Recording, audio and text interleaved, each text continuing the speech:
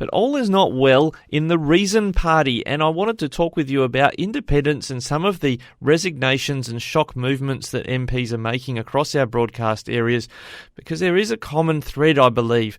The Reason Party is a party formed by Victorian MP Fiona Patten. The party, well, now it only has one member, and that's her, Fiona Patten, a former advocate for the sex industry in Victoria. She had a colleague in the form of Ali Cupper, the member for Mildura. Now, Ali Cupper is an independent, and she thought that there might be some value in teaming up with her and forming this alliance. They didn't form a party together. She just formed what she called an alliance with Fiona Patten, thinking that it might help her deliver outcomes for regional Victoria, given that the Victorian upper house is not controlled by either side of politics, and Ali Cupper herself might find herself in a future parliament, in a hung parliament, where they can extract outcomes for Mildura. That was the thinking, I suspect, but it's all ended in tears.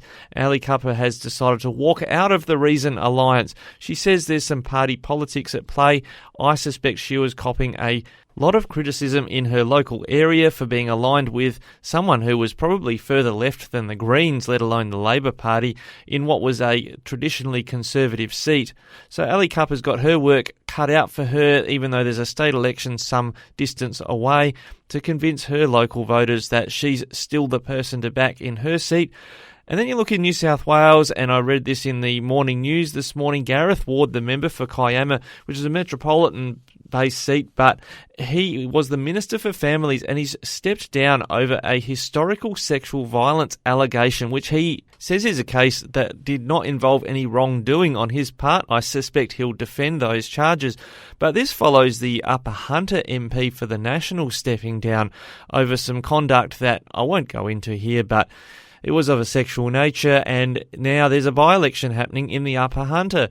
That's a by-election the government's expected to lose by probably a Shooters, Fishers and Farmers or maybe One Nation candidate. But back in the seat of Mildura, the local member, an independent who is stepping away from an alliance to try and hang on to her seat. It all speaks to me of losing touch with your voters, that you need to actually represent well your voters, whether you're a party MP or whether you're an independent MP. And in South Australia, we saw some interesting moves in recent days by the local member in the Barossa, Stephan Knoll, the member for Schubert, former Transport Minister. It was reported that he threatened to walk out on the government and vote in government bills however he saw fit according to Liberal Party policy, because there had been a breach of a promise by the Premier that there would be no more conscience votes in that Parliament. Mr Knoll leans on the Conservative side of politics.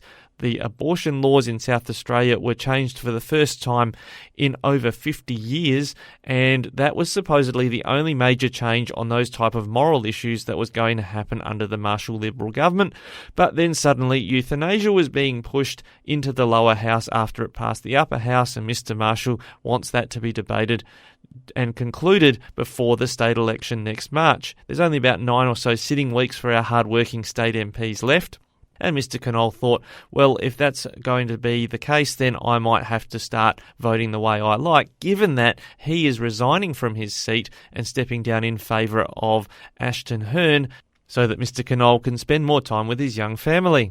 It was a bit of a power play by Mr Knoll with the Marshall government currently in minority government, and it ended up paying off. There's been something of a ceasefire, of a compromise reached, which also works a treat for the Liberal Party in the seat of Schubert, because the outgoing member has said he supports their conservative leanings, but it's been very quiet from the incoming Ms Hearn.